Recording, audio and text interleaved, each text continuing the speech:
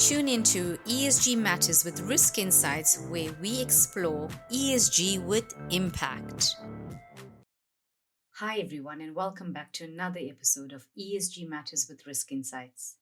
I'm your host, Anushka Bogdanov, and thank you for joining me again. Last week, I took a break, and as promised, today we are exploring counters with high ESG disclosure scores from Risk Insights to ESG GPS. But before we begin, I want to send good vibes to all countries in the world that have experienced natural disasters over this past month. And these include Morocco, Greece, India, China, Hawaii, USA, Canada, Australia, and Turkey.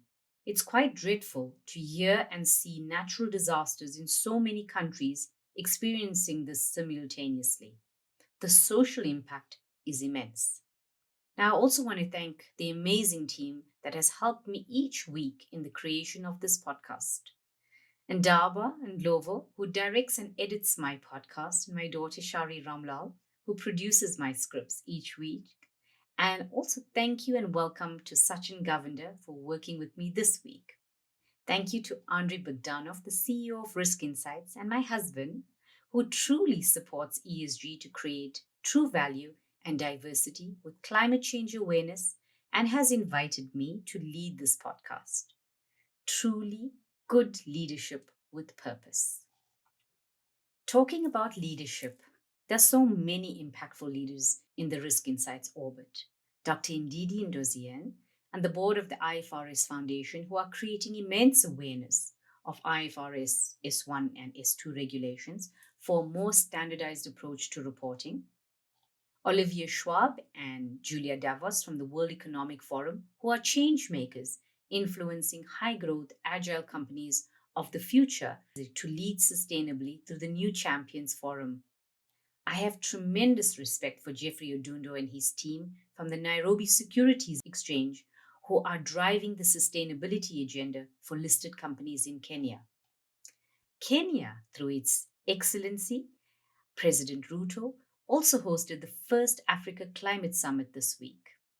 I will continue to introduce these impactful leaders as we drive a common agenda, which is sustainability for our planet and its people, because ESG matters at Risk Insights. Back to today's podcast. Risk Insights rates and ranks the ESG disclosure of companies listed on 6 major exchanges in Africa. These include South Africa, Botswana, Nigeria, Kenya, Mauritius, and Ghana. Using all materiality frameworks and best practice disclosure guidelines in the world, and using machine learning and artificial intelligence algorithms, Risk Insights has been able to gather all publicly, voluntary, and mandatory disclosed information of listed counters. Risk Insights also gathers news feeds of listed companies and classifies them to determine the sentiment of the market, because all shareholders and stakeholders matter. This information drives the ESG disclosure and ratings relative to the market in which the counter is listed, as well as relative to its peer group in the market in which it operates. The rating derived is between 1 and 4. 1 being a poor rating relative to its peer group in its country, and 4 being the highest rating relative to the exchange and the peer group in its country. So even if a company discloses well and there is negative sentiment towards the company through the news feeds, this will be considered in the rating. After all, ESG is about the company taking all stakeholders into account. Why is rating country specific? So let me share this insight with you. Well, if we were to compare Absa listed in Kenya versus Absa listed in South Africa, the social and environmental dynamics and factors affecting Absa in Kenya will be different to that of Absa in South Africa. The governance structures of the board compositions, the diversity and inclusivity, and the representation will be different for the same company listed on 2 different exchanges. Therefore, the ratings and disclosure will be different for both companies, even if they have the same shareholders. The carbon footprint will be different for Absa Kenya versus Absa in South Africa. When I pioneered the ESG GPS model in 2017, some of these companies that are being mentioned today by Risk Insights had relatively poor ESG disclosure.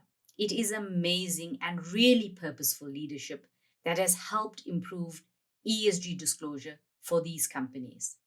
For the banking sector, which is the heart of an economy, both Absa and Nedbank in South Africa have an ESG rating disclosure of 4, which is excellent for the country.